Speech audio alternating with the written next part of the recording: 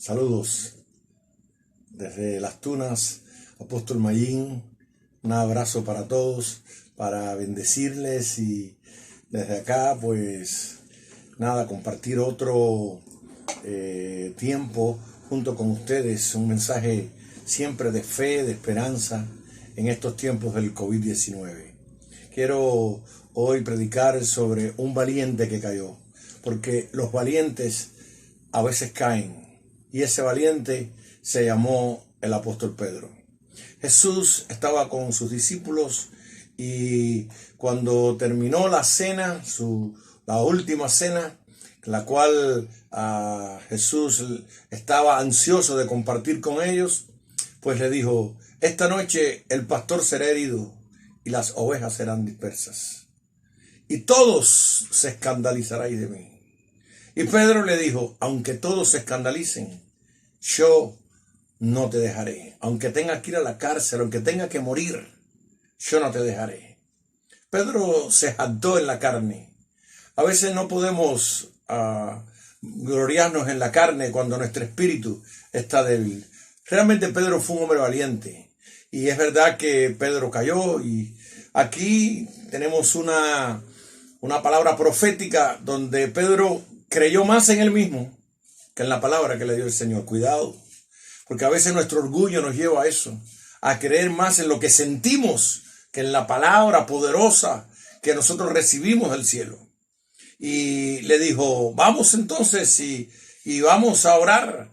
Pero le dijo: esta noche el pastor va a ser herido.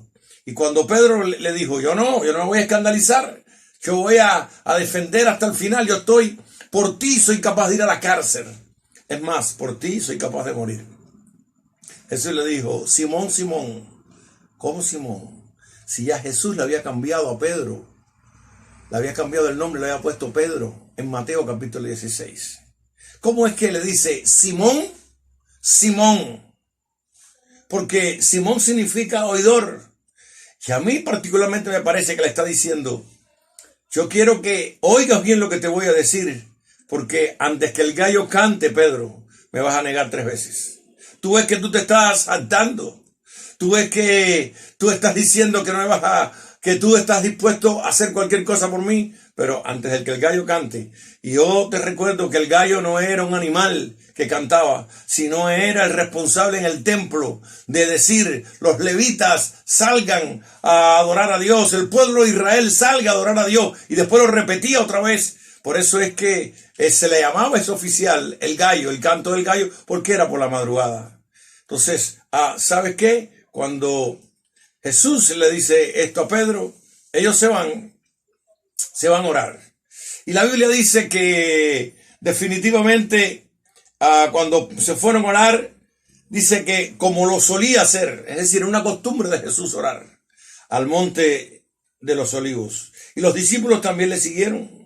Y cuando llegó a aquel lugar, les dijo: orad para que no entréis en tentación. ¿Cómo? Es que la gente que no ora, entonces va a tener problemas. Es que la oración nos va a librar de las trampas del diablo. Cuando tú oras, Dios te va a quitar las trampas que el enemigo, los antidiseños, lo que el enemigo dijo para ti. Mira, el diablo tiene un plan para destruir tu vida.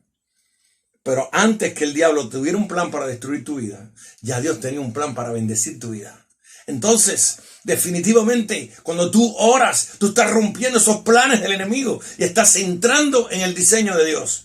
Y le dijo Jesús: oráis para que no entréis en tentación. Y se apartó de ellos distancia como de un tiro de piedra, y puesto de rodillas, oró diciendo: Padre, si quieres, quita esta copa de mí, pero no se haga mi voluntad sino la tuya. Y se le apareció un ángel del cielo para fortalecerle, y estando en agonía, oraba más intensamente.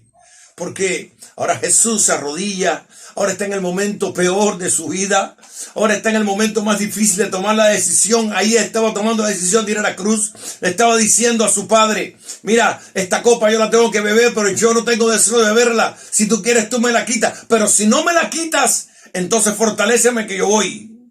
Y en ese momento era tan intensa su agonía que tuvo que necesitar un ángel del cielo que vino. No le dio algo de tomar, no le dio algo que comer, lo fortaleció. Parece que le puso las manos arriba y empezó a ministrarle. Y esto le dio fortaleza a él para ir a la cruz. Tal vez el ángel se viró y dijo: voy a bendecir también a Pedro, voy a bendecir a Jacob, voy a bendecir a Juan, porque siempre Jesús usó de los 12 discípulos, a estos 3 estuvieron con los eventos más importantes de Jesús. Pero qué triste que cuando el ángel se viró, ellos no estaban ya. Porque cuando tú entras en una oración, cuando tú entras en intimidad con Dios, comienza lo sobrenatural a manifestarse. Comienza a ver cosas entonces que no podían antes venir a tu vida. El cielo comienza a acercarse a ti cuando tú comienzas a meterte en intimidad con Dios. Y Jesús, entonces, ahí en ese momento de agonía, dice que su sudor era como grandes gotas de sangre. De manera que cuando se levantó de la oración, vieron los discípulos y lo halló durmiendo. Y a causa de la tristeza, le dijo: ¿Por qué dormí? ¿Por qué no oráis una hora? Y le dijo: Pedro, ¿por qué no pudiste orar una hora? Y le dice a Pedro: ¿por qué no pudiste orar una hora, Pedro? Aunque también se lo dijo a todos. Ni tan siquiera una hora, así que lo mínimo es una hora que tenemos que orar. ¿Qué pasa cuando tú no estás orando en este tiempo? Ahora en que estás metido en tu casa, ¿no tienes una hora para orar para Dios? ¿No puedes ni tan siquiera dedicarle ese tiempo? ¿En qué le estás dedicando tu tiempo al Dios Todopoderoso? Ahora, mire lo que le dijo el Señor a Pedro. Cuando le dijo: Pedro, le dijo: Simón, Simón, Satanás te ha pedido para zarandearte como trigo. Pero yo he rogado para que tu fe no falte. Y una vez vuelto, confirma a tus hermanos. Lo que quiero decirte con esto es que, número uno, es bueno que cuando tú caigas, no tienes necesidad de caer. Pero cuando tú caigas, si algún día caes, aunque no tienes necesidad, es que tú caigas agarrado a la mano de Dios. Porque 7 veces caerá el justo y Dios lo recogerá. Porque cuando tú caes y tú estás agarrado a la mano del Señor, Él te va a levantar.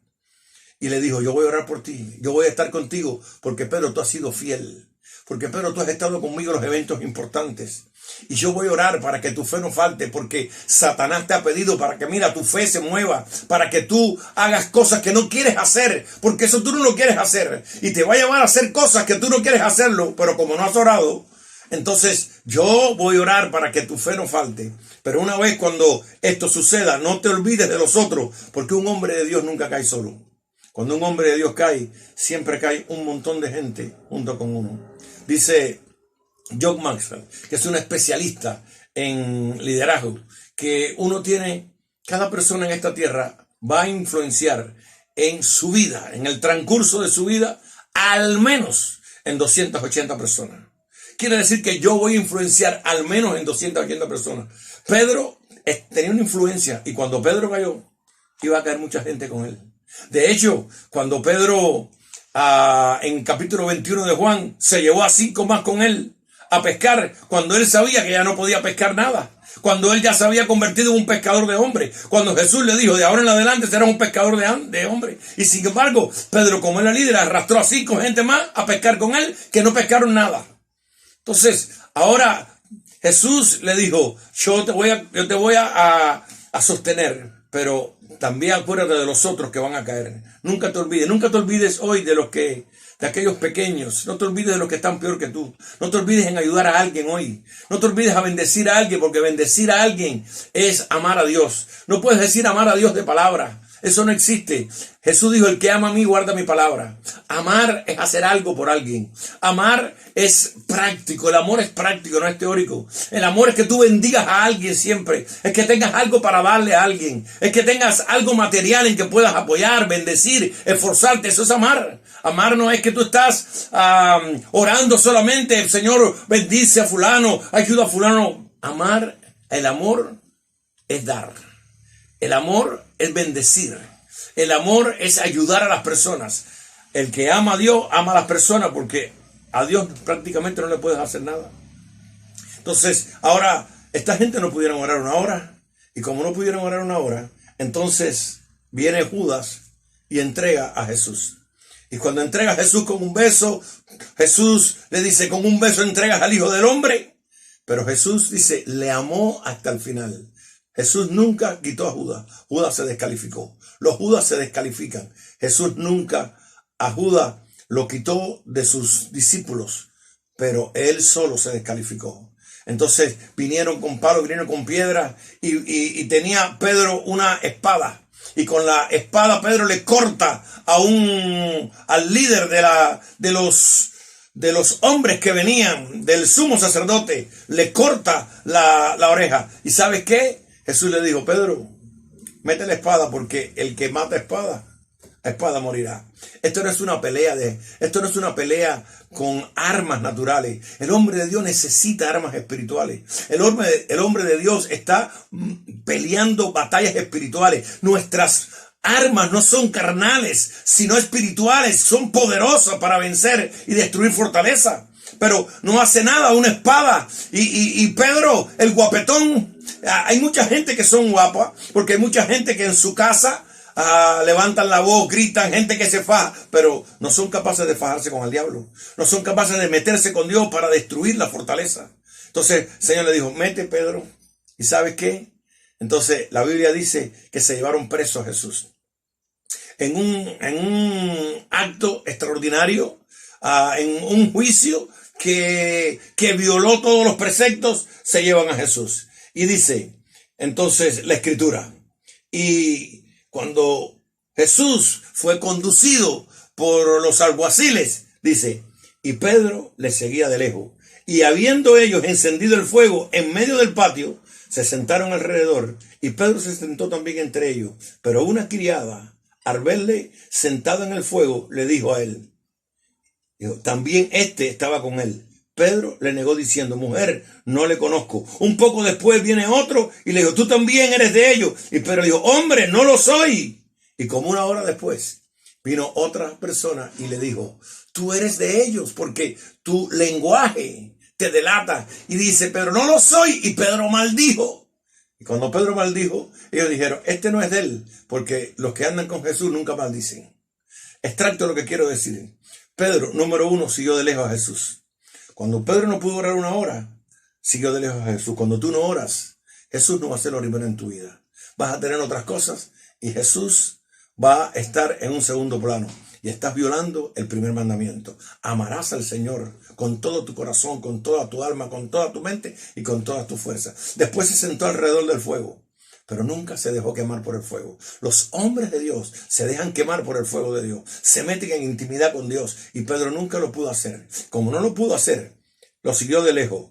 Número 2, no se dejó quemar por el fuego. Número 3, negó al Señor. Número 4, mintió. Y número 5, maldijo. Cuando tú definitivamente no puedes orar una hora, todas estas cosas te van a pasar. Y entonces Pedro dice que cuando sale y cuando vio a Jesús de lejos y Jesús lo miró, y cuando Pedro miró a Jesús, dice que lloró amargamente. La amargura invadirá tu alma si tú no eres capaz de orar al menos una hora y estar con Dios todos los días una hora. Quita todo obstáculo y métete con Dios, porque la oración te va a hacer vivir una vida diferente. Si no quieres vivir amargado, si no quieres vivir lejos de Dios, si no quieres negar en este tiempo, porque este es un tiempo de defender ardientemente la fe, como único lo puedes hacer es que tu fe se fortalezca, porque cuando tú le oras, tu espíritu se fortalece y el diablo no te va a llevar a donde él quiere, sino que tú vas a ir donde quiere el Dios Todopoderoso. Pedro fue un valiente, Pedro no fue un cobarde.